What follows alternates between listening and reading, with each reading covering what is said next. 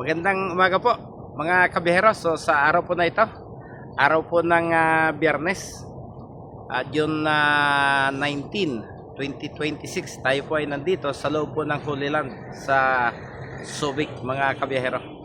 So mayroon po tayong kinuhang mga pasahero doon po sa loob ng Ateneo de Manila University. So sila po ay galing sa iba't ibang lugar dito sa East Asia. Parang pangalawang beses na po nating nakakuha ng ganitong uri ng mga pasahero mula po sa iba't ibang bansa. So sila po ay nasa East Asia Pastoral Institute sa loob po ng Ateneo, at dinala nga po natin sila dito po sa loob ng Holy Land dito sa Subic, Zambales mga kabihero. So tara at titingnan po natin kung hanggang saan po tayo maaaring makakuha ng video sa lugar na ito. So subukan po natin kung makakapasok po tayo. Ito po yung kanilang pinakang main entrance. Ayan, kung gusto po ninyo itong pasyalan, doon po sa mismong bukana po ng Tipo Expressway, yung dulo po ng Actex, bago pumasok po ng pinakang entrada po ng Subic Bay Freeport, ay makikita nyo na po itong Holy Land mga kabihero. Ayan, meron po ditong ticketing office. So siyempre may entrance po ang pagpasok dito.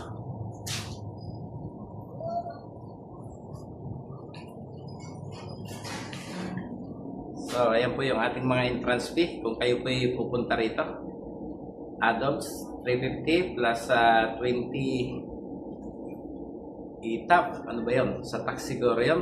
Senior citizen 280. Student and PWD 280. Children above 4 feet 175. Pare at madre ay libre mga kabiyero. So yan po yung nabasa natin dito sa kanilang ticket office. So mamaya magpapaalam po tayo kung makakakuha po tayo ng video.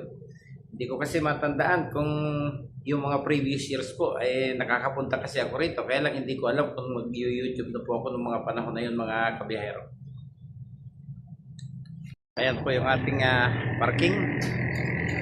At ipakikita ko po sa inyo yung bagong tayo nilang ano yun? Creation Museum. Ayun. Creation Museum mga kabiyero. Punta po tayo doon para makita po natin kung ano po ba yung ginawa nila. Hindi naman kalakihan yung building. Ayan.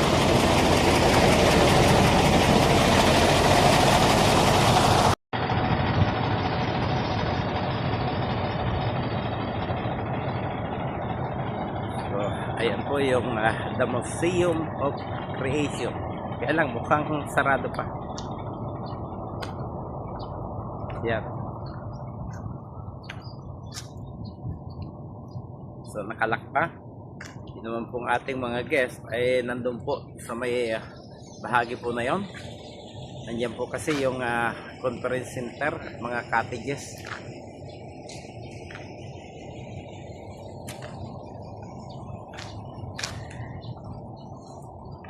Napakaganda po ng lugar na ito. Napakarami pang puno. So yung klima ay hindi gaanong kainitan.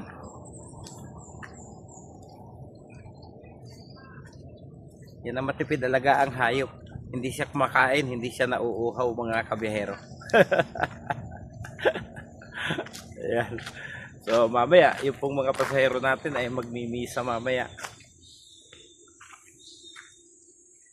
Yan po yung kanilang mga cottages at saka conference center. Matatagpuan po sa area na ito.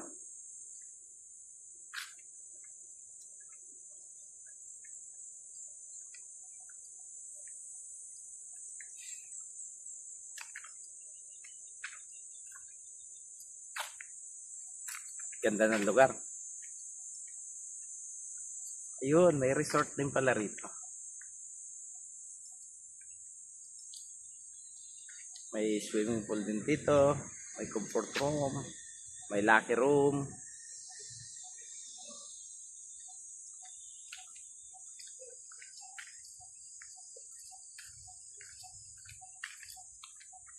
So itong area na ito ngayon ko lang narating, yung Gawing Bungad.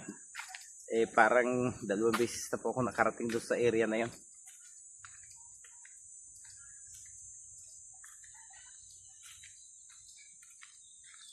Yan, may mga rooms din sila riyan para sa kanilang mga guests.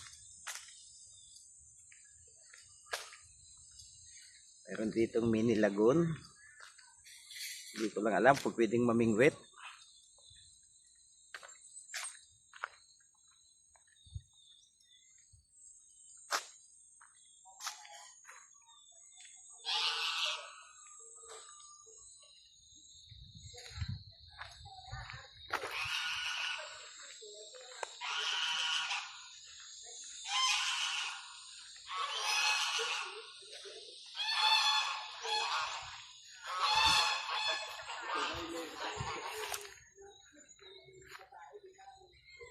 Yung mga gansa.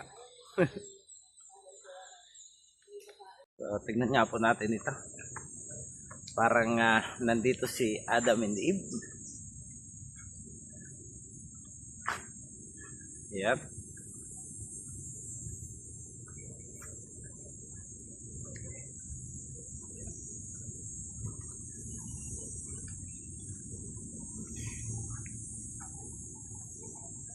So, ito nga yung sa Adam and Eve. Yung pagkakahulog nila sa pagkakasala. At yan yung puno na sinasabi sa banal na kasulatan na kumain sila ng bunga. Kanila pong dahilan ng pagkakasala, mga kabiyahero.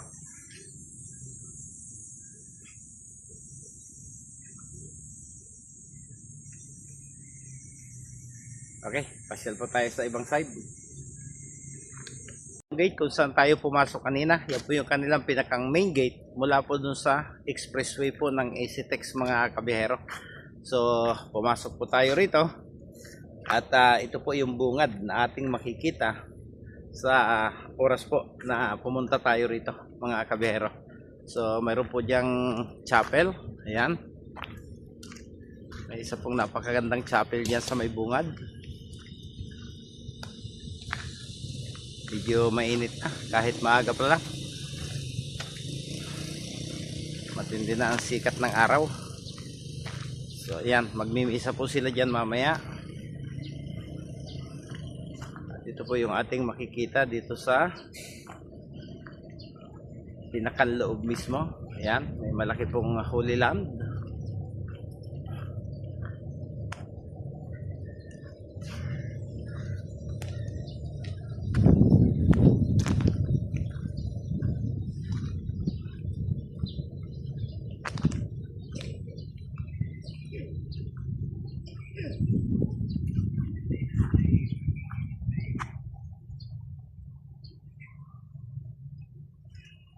So may mga maliliit po ditong parang pinakang cottage kung saan pwede po tayong kumain. May mga table and chair po dito kung kayo po yung magtutungo rito na mayroon po kayong mga baon.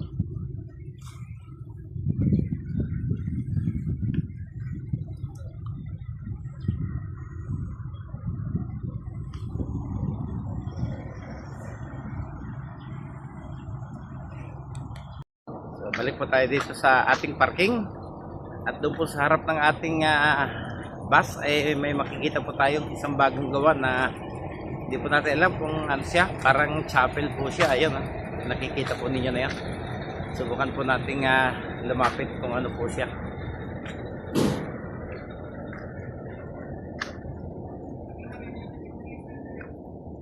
So kapag mag-iikot, mayroon din naman pala silang mga shuttle jeep dito. Ayan, para yung mga nag-iikot, kasi nga po yung mga area doon sa parting dulo hindi po kayang pasukin ng bus.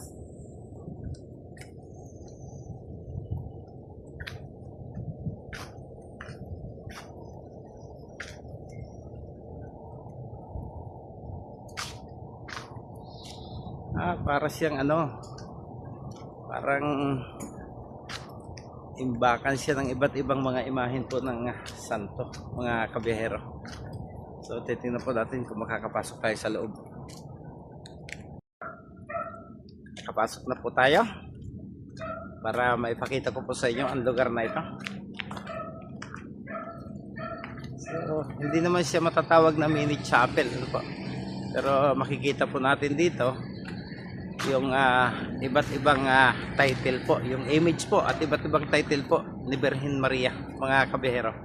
So siguro talagang ito pong area na ito ay dedicated po kay Virgin Mary. Kaya napakarami pong iba't ibang imahen niya na humahawak po ng iba't ibang title ni Mama Mary. So ayan pong ating nakikita, Our Lady of Knock, Our Lady of La Salette, ayan, Our Lady of La Leche. So marami, napakarami po kasi ng title na hawak na nakakapit po sa kay Mama Mary. Ayan, Our Lady of Perpetual Health, Our Lady of Banayox, Virgin of the Poor, ayan, Birhen Sang Barangay, so Philippine version. Ayan, Our Lady of Lorito.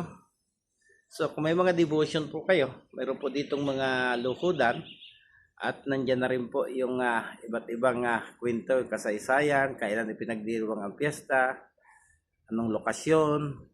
Katulad po ng isa na ito, ang Birhen Sang Barangay ay October 16, Cadiz City sa Negros Occidental naman pala ito. Ang founder po ay si Dato Antonio C. Gaston, founder of Barangay Sang Birhen Movement. Ayun.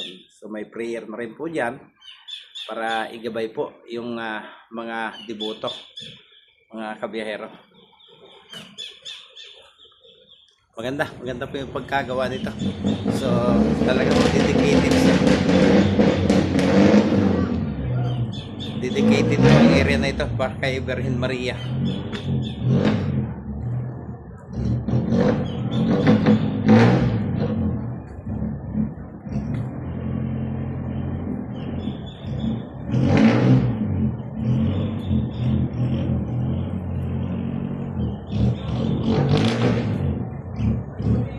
Inapuong bato.